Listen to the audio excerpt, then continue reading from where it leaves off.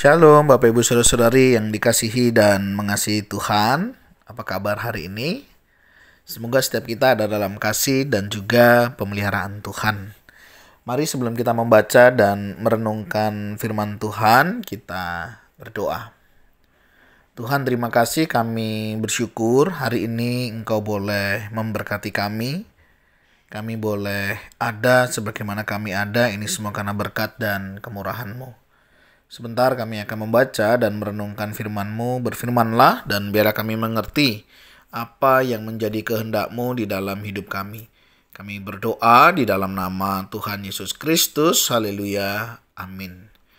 Bapak Ibu Saudara, hari ini kita masuk di kitab Imamat pasal yang ke-25, ayat yang pertama hingga ayatnya yang ke-22. Perikop ini berbicara tentang tahun Sabat dan tahun Yobel. Saya akan membacakan ayat 20 dan 21.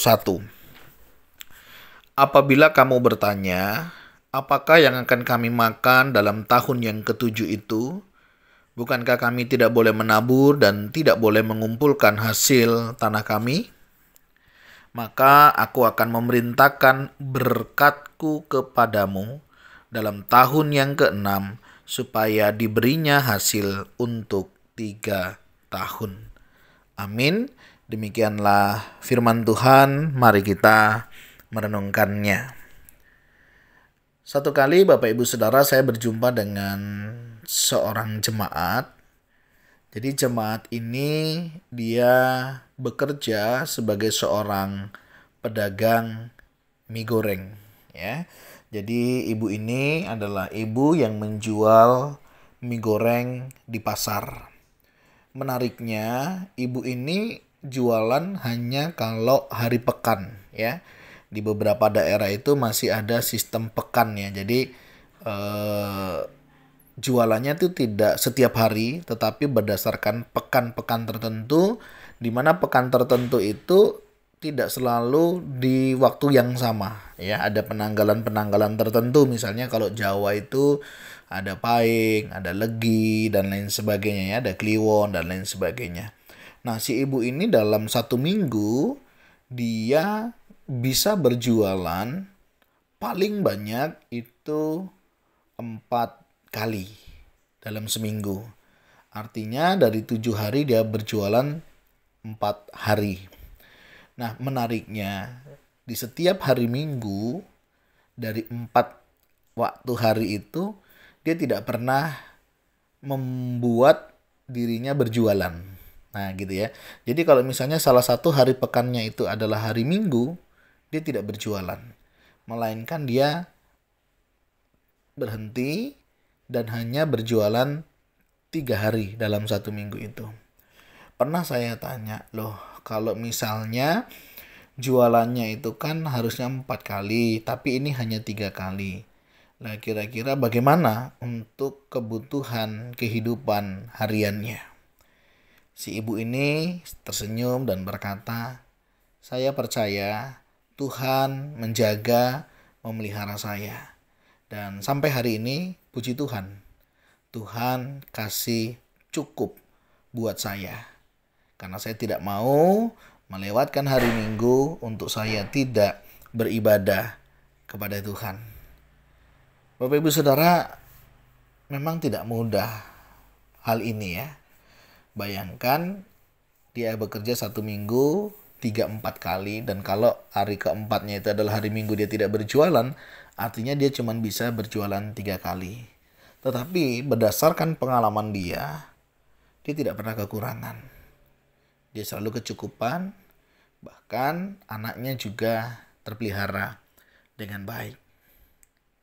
Mungkin kita bertanya, ya bedalah. Kita itu kan hidup di kota, kebutuhannya besar, ya, biaya pendidikan besar, listrik juga besar, dan semuanya besar. Ini seringkali menjadi argumen kita, sehingga seringkali di hari-hari tertentu, bahkan termasuk hari Minggu, kita bisa memilih untuk bekerja dibanding kita beribadah kepada Tuhan. Ini menjadi tantangan tersendiri. Tetapi kalau kita kembali kepada firman Tuhan, jadi dalam perikop ini diajarkan tentang tahun Sabat dan tahun Yobel, di mana tahun Yobel itu adalah tahun pembebasan, di mana tahun ketujuh ya kalau dia budak ya dia akan dibebaskan ya, kalau dia bekerja dia akan beristirahat seperti itu. Dan menarik ketika ada satu pertanyaan, lah bagaimana nanti kalau hari tahun ketujuh kami kan tidak boleh bekerja, bagaimana kami mencukupi kebutuhan? Firman Tuhan katakan di tahun ke-6 Tuhan akan ya dikatakan di sini memerintahkan berkat-Ku. Tuhan sendiri yang memerintahkan berkat-Nya kepadamu dalam tahun yang ke-6 supaya diberinya hasil untuk 3 tahun. Luar biasa. Ketika mereka taat, ketika mereka mau memprioritaskan Tuhan, berkat mereka tidak berkurang. Bahkan berkat mereka justru Tuhan tambahkan. Bagaimana dalam kehidupan kita hari ini? Ketidakpercayaan kita, keraguan-raguan kita, membuat kita terkadang tidak berani untuk berpasrah dan berserah diri bahwa sesungguhnya Tuhan sanggup mencukupkan dan memberkati kehidupan kita. Sekalipun ada satu hari Sabat yang kita benar-benar berhenti. Tentunya berhenti bukan hanya untuk sekedar beristirahat, tetapi berhenti juga untuk kita gunakan membangun relasi, membangun kedekatan dengan Tuhan. Bapak Ibu Saudara, jika ini juga menjadi bagian kita hari ini, beranikah kita berkomitmen bahwa memang hari Minggu kita gunakan sebagai hari Sabat kita dengan Tuhan, di mana kita berhenti dari seluruh kegiatan aktivitas, yang bukan berarti tidak mengerjakan tanggung jawab keseharian di rumah, tetap mengerjakannya, tetapi ada skala prioritas bagaimana kita memprioritaskan Tuhan di dalam hidup kita. Dan Bapak Ibu boleh melihat bagaimana nanti Tuhan akan bekerja di dalam kehidupan kita.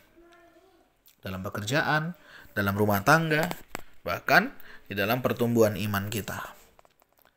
Jika Bapak Ibu Saudara rindu mengalaminya, mari kita mulai kerjakan firman Tuhan ini. 6 hari loh Tuhan sudah memberi kita waktu untuk bekerja.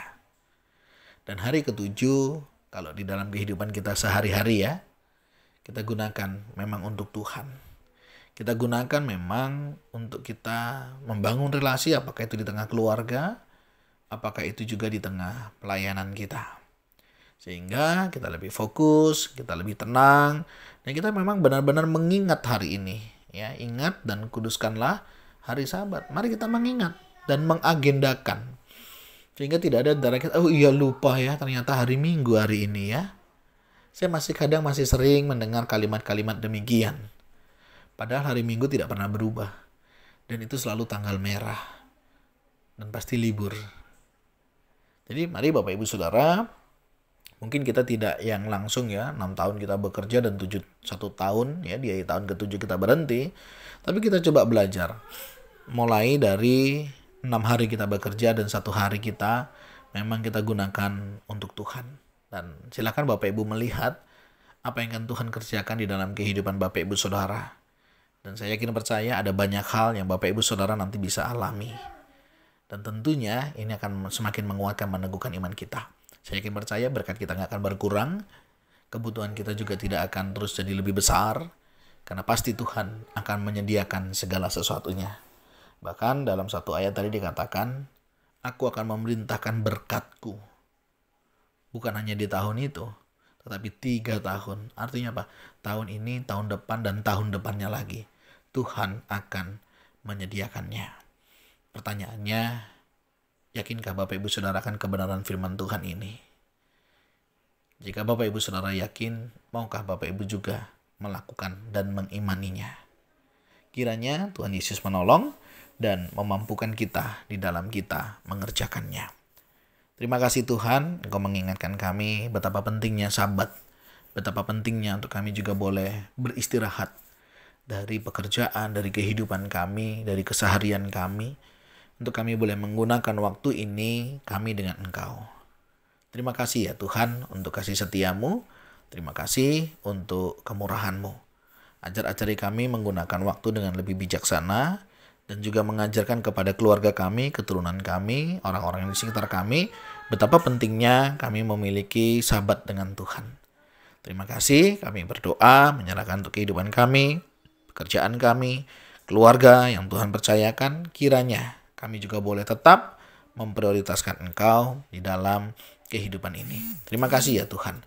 Berkati juga untuk gereja, besok kami akan beribadah, berkati para hamba Tuhan, para pelayan, para aktivis, sehingga setiap kami boleh memberikan yang terbaik bagimu. Ajar kami mengingat, mengkhususkan bahwa besok adalah hari kami bersama dengan Tuhan.